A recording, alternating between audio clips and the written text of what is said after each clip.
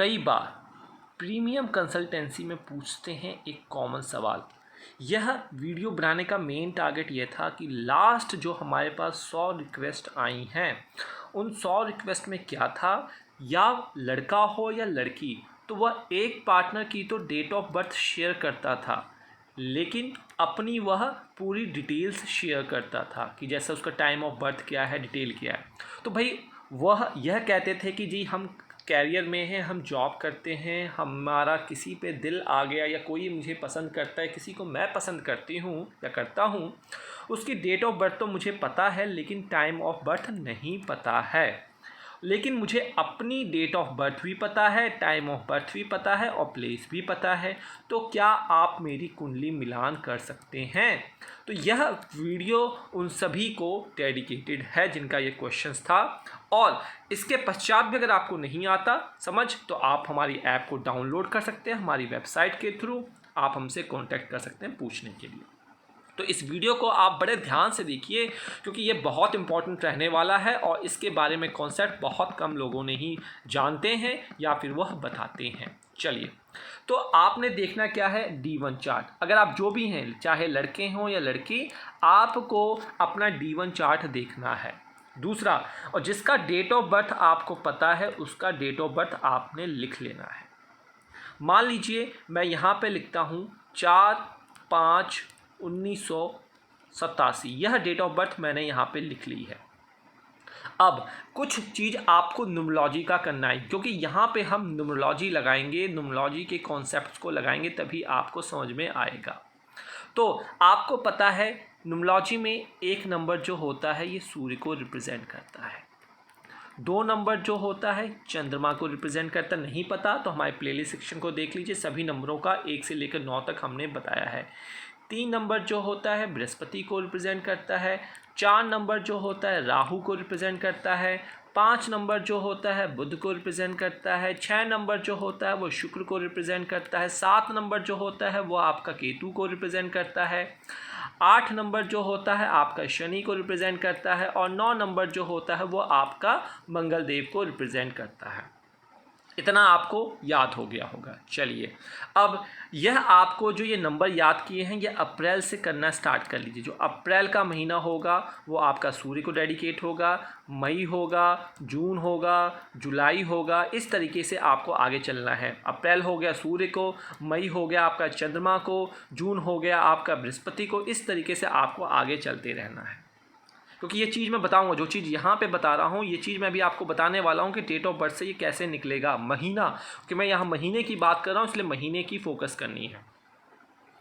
और आपका क्वेश्चन होगा जी हमारा तो इस तरीके से काउंट करेंगे तो हमारे में 9वें महीने के बाद 10वां भी आएगा, 11वां भी आएगा, 12वां भी आएगा, तो इसको कैसे करना है? तो आपको इसको 1 + 0 1 मान लेना है, 1 + 1 2 मान लेना है और 1 + 3 2 + 1 3 मान लेना। तो यह जो आपका 10वां महीना आएगा, जैसे आपका आ गया अप्रैल, मई, जून, जुलाई, अगस्त, सितंबर, अक्टूबर, नवंबर, दिसंबर और जनवरी आपका आ गया 10वां, उसके बाद फरवरी आपका आ गया 11वां और मार्च आपके बाद आ गया 12वां।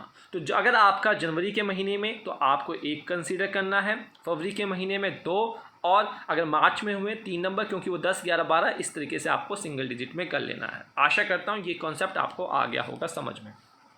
चलिए, अब क्या गुत्थी है? अब गुत्थी यह है कि आपको जिस पार्टनर का आपने डेट ऑफ बर्थ दिया है, क्योंकि मैंने महीना बताया है, स्टार्टिंग में बता रहा था मैं आपको, तो आपने उसके महीने पे फोकस करना है कि भाई उसका मंथ कौन सा लिखा हुआ है। तो देखिए यहाँ पे महीना क्या लिखा हुआ है, 5 नंबर। 5 नंबर मैंने क्या बताया था, बुध को रिप्रेजेंट करता है। तो बुध देव क्या आए, इनके 5 नंबर के स्वामी बने, मतलब इनका जो 5वां महीना पड़ रहा है, जो 5वां मंथ पड़ेगा, ये 5वां मंथ है। जो 5वां मंथ यहाँ पे लिखा हुआ है वह आपको देखना है। तो 5वां मंथ आपने यहाँ पे सीधे सीधे बुध को डेडिकेट कर देना है। आपने 5वें मंथ से कंफ्यूज नहीं होना है कि 5वां मंथ जो है वो मई का महीना है। आपने यह देखना है 5वां क्या लिखा हुआ है, कंफ्यूज यहीं गलती करेंगे। आपने 1 2, क्योंकि अगर 2 3 4 5 मैंने कहा, 1 जो होगा अप्रैल, ये फिर आपका होगा अब मई, फिर ये आपका जून, जुलाई और अगस्त। इस तरीके से आपको काउंट करके चलना है। तो 5वां महीना 5 नंबर, तो इसका मतलब जॉडिक साइन के हिसाब से। इसको आप वैदिक एस्ट्रोलॉजी से कंफ्यूज मत होइएगा, क्योंकि ये न्यूमरोलॉजी की मैं यहाँ बात कर रहा हूँ, तो प्लीज़ कंफ्यूज मत होइएगा इससे। तो 5 नंबर आपने बुध को नोट कर लिया। अब आपने D1 चार्ट में आ जाना है अपने चार्ट में। अगर आपके D1 चार्ट में राशि निकल के आती है 3, 4, 5, 6, 7, 8, 9, 10, 11, 12, 1, 2 यह राशि निकल के आती है, और जो यह बुध निकल कर आया इस राशि का अगर लग्न में बैठा हो, या फिर इसका लग्न में बैठा हो, या फिर लग्न के स्वामी के साथ कोई भी संबंध ये बना लेता है, मतलब यह बुध कुंडली में किसी भी घर पर बैठा हो और वहाँ पे आपका लग्न का स्वामी बैठाया हुआ है, तो आप कह सकते हैं कुछ ना कुछ कार्मिक रिलेशनशिप आपके बीच में है, कुछ ना कुछ लेना देना आपका पिछले जन्म से कैरी फॉरवर्ड हुआ है।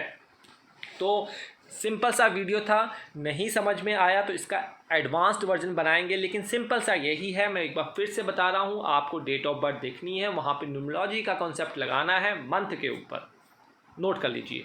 उसके बाद वह मंथ जो है, जो नंबर आया है उसका देख लीजिए स्वामी कौन सा है, जैसा वीडियो के स्टार्टिंग में बताया है। उसको अपने D1 चार्ट में देखिए, क्या लग्न के साथ कोई संबंध बन रहा है तो कहीं ना कहीं आपके रिलेशनशिप हैं लग्न के लॉर्ड के।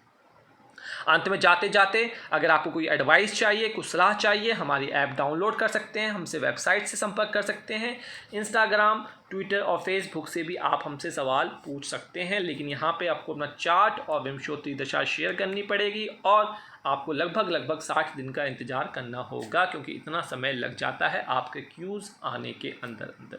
तो यहाँ पे इजाज़त दीजिए। नमस्कार, जय माता।